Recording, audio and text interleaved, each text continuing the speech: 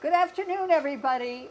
We are here today for Sue on the Street, our local show on KCAT Channel 15, on kcat.org. There's a lot of ways to get to us. And we're here today for a very special reason. This little community here is having their annual food drive, and the food drive benefits the food pantry at the West Valley Community Services.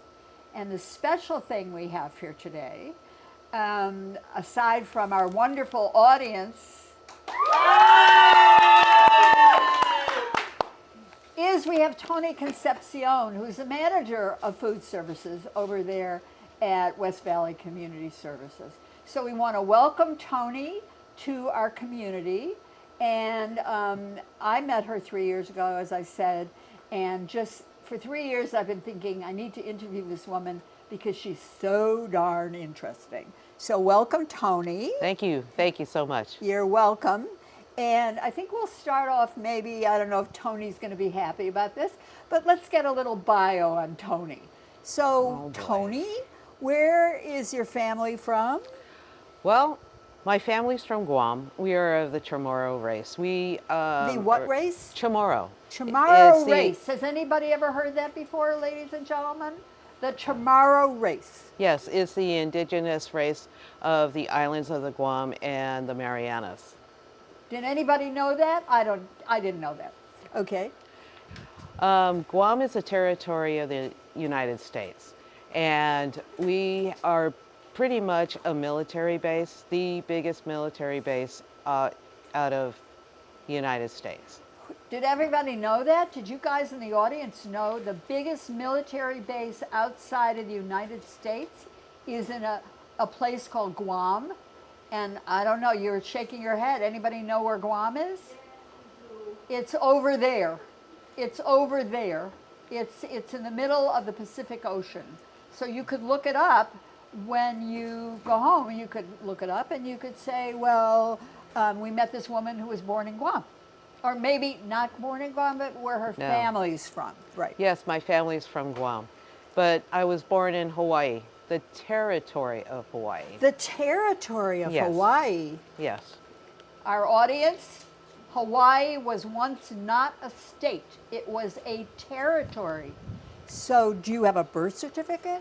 Yes, I do. From the territory? Yes, I do. Wow, cool. And it's very, very interesting because there's not a lot of them left.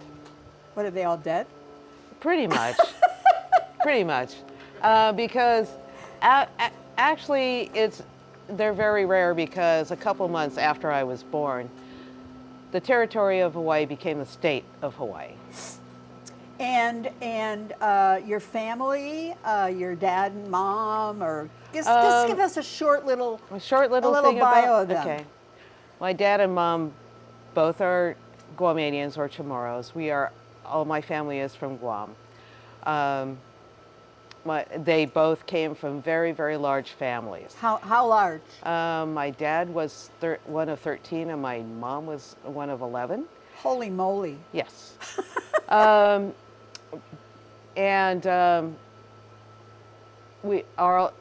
Our family was all around food. I guess it would have to be. Yes, it was. Actually, the kitchen was the heart of our house. And anybody and everybody that came to our house was welcomed to the family food table. And that's how we all showed our love. And that's wonderful. Yeah. Wonderful. We should all open our houses to people. You know, there's something in the Jewish religion where on Passover, one of the chairs is for a visitor, and it's left empty to bring in a visitor. And I always thought that is a very, very cool thing to do. Oh, well, what we do is that if you're invited in the house, you're washing dishes. Okay. Seriously, come on in. Come on in. You're washing dishes. You're a part of the family. Right, right. And so just give me a little bit of the story of how you got from Hawaii to Northern California to what you're currently doing. Oh, okay. So From Hawaii, my dad settled our family in San Diego, and that's where Military guy? military guy, Military guy. A Mas- military guy. Master Chief, petty Master officer. Chief, petty officer. Yes, and he That's was impressive. yes, and he was also, the Nimitz Freeway, The Nimitz Freeway, where is that? 880 from Oh, 880. 880 from San Yeah. Jose all the way up to Oakland. That's called the Nimitz Freeway. Nimitz was actually an admiral, a very important admiral in World War II, and my dad was actually his personal chef and aide de camp. Oh my God. That's so interesting. Oh yes. And so you're getting to Northern California. How? Oh, I came up here to go to UC Davis originally to become a vet, but A vet. Any vets in the audience? I think there are vets in the audience. any animal lovers over A there? lot of animal lovers over Yes. there. Well, I wanted to become a vet to take care of them, and unfortunately, a family crisis led me to quit college about 15 units before to graduate, so I can come back down to San Diego and help out the family. And my father and my mother both taught me a lot of culinary tricks and trades, and so I went into the restaurant business. And I was very successful in the restaurant business, and I came back up to Northern California to follow a promotion and a job. Wow. And with the restaurant business, I was very tired, and I decided to try to find something in the restaurant business, but not. So I finally found that I became a manager of cafeterias and catering services and all the coffee kiosks for most of our Silicon Valley Oh, really? companies. I Yes. always wondered, who does this for a living? Who takes care and feeds all these people? And now I'm finding out Yes. it's you. Well, me And other people, and Yeah, other me and a people. lot of other dedicated culinarists and a lot of cooks that did not want the work on the weekends and miss all the holidays. So basically, for about 34 years, I fed almost every company, every employee in every company in Silicon Valley. Did everybody hear that in the audience? This is an interesting thing because you never know how your career is going to go when you're really young. Yes. And you're sort of kind of following a path, and Yes. you're hoping it leads somewhere good.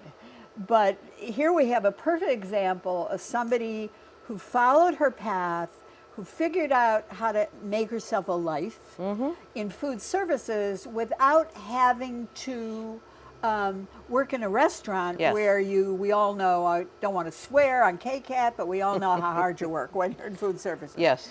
And so you've managed to do that. And now tell me a little bit about the food pantry at West Valley Okay. and what you do and who we serve.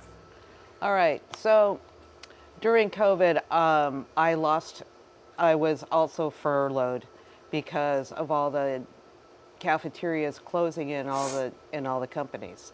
So I found West Valley was looking for a pantry manager, and I just took a chance and I applied, and they basically wanted me to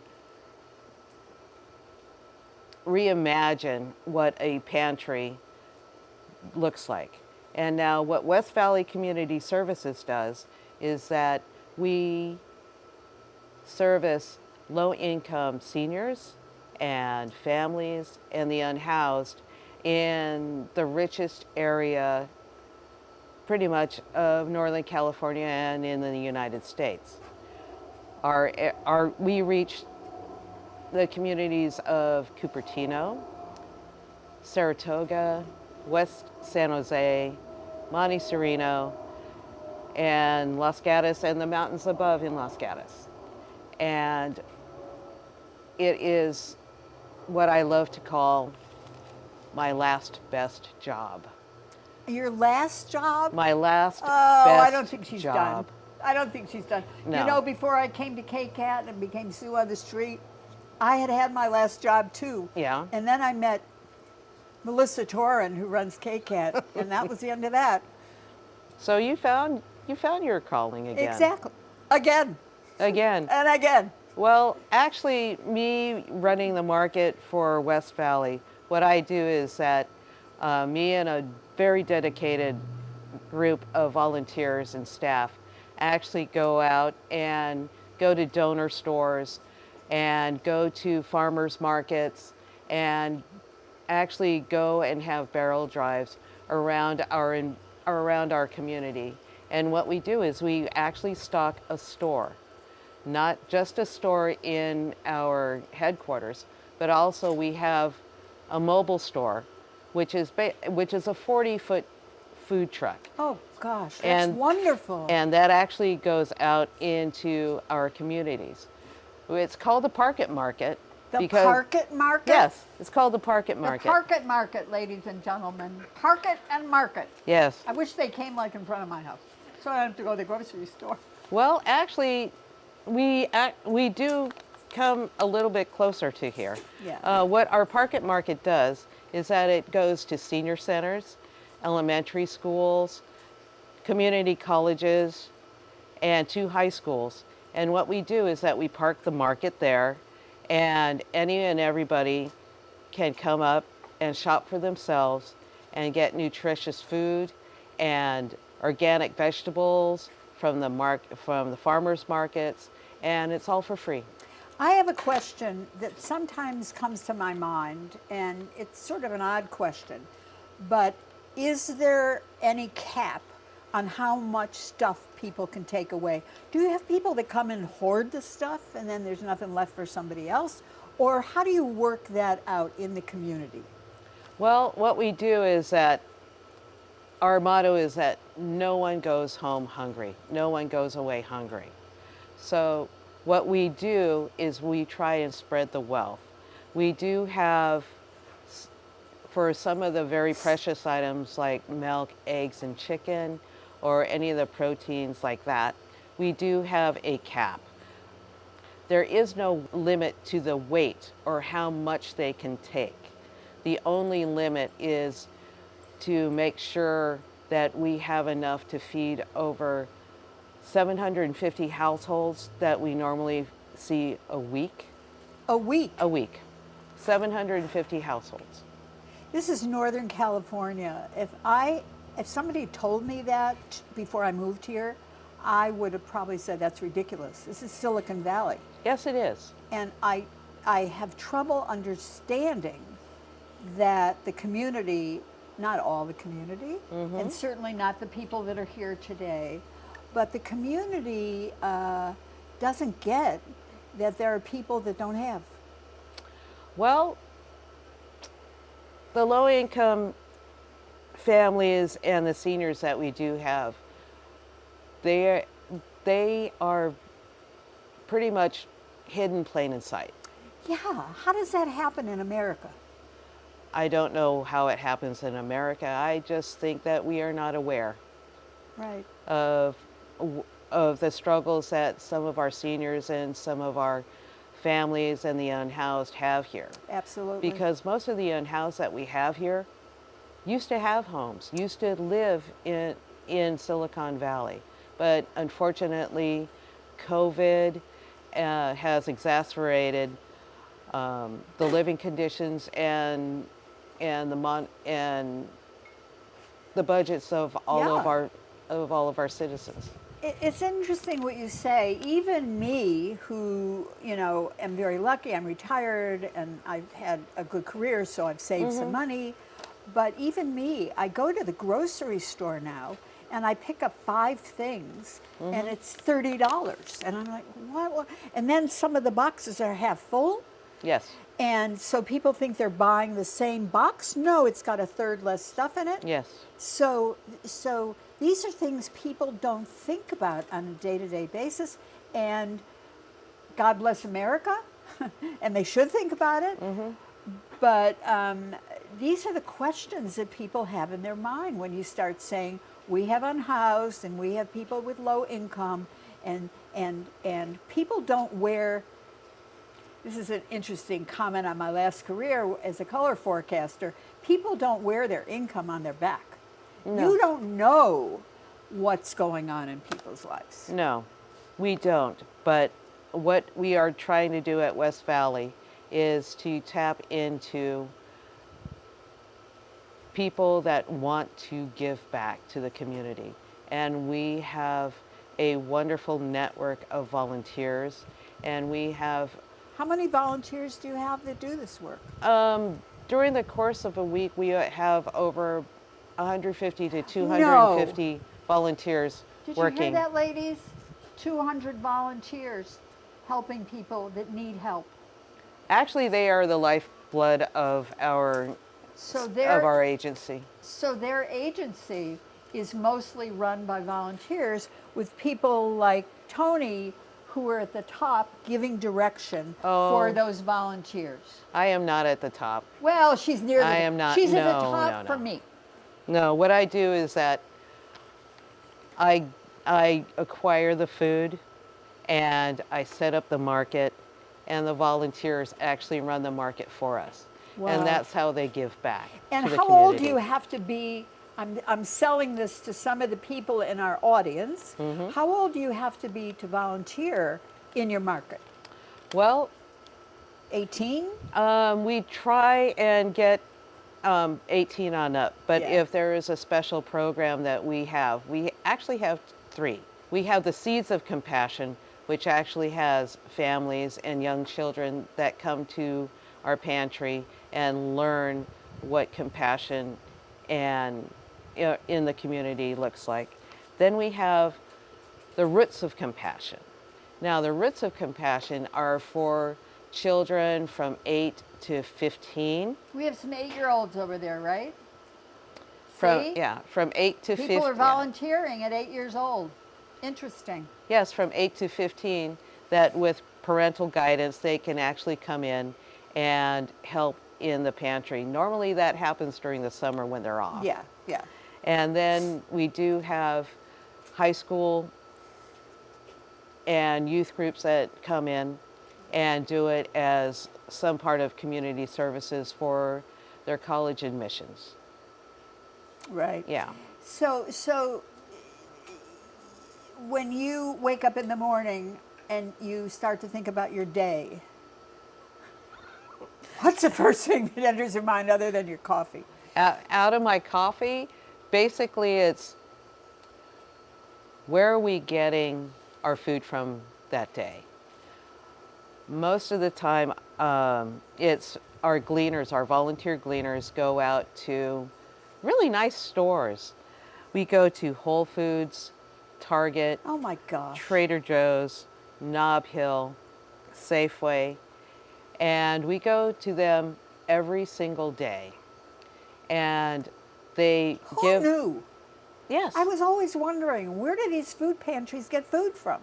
I was always, where do they get food from? Well, our donor stores are very, very generous to us, and they donate to West Valley through Second Harvest. Okay. Yeah, it's we are one of 8 emergency action I network got it. Because agencies. I've heard of Second Harvest, and then I thought, are they connected at all? Yes, or- we are. Okay. Yes, okay. we are. Thank you for sharing that with You're me welcome. and with our audience, both at home and here in the studio. Well, it's actually in a park, but Yes, it yeah, is. Yes, it is. So I want to thank you, Toni, for taking your precious time out to come here and tell the community about West Valley Community Services, which has other tentacles in healthcare and all kinds of things, and for maybe opening up some eyes when people watch this on KCAT television, to open up some eyes, and so people get this. And I encourage everybody to be part of. There's somebody bringing their food behind you. To be part of a food drive We are a little community here, but when we first started doing, we did almost 900 pounds of food. Yes, you did. So you know what? Every little group can do something. When you hear, oh, who am I? I can't do anything. I'm only one person. Nonsense.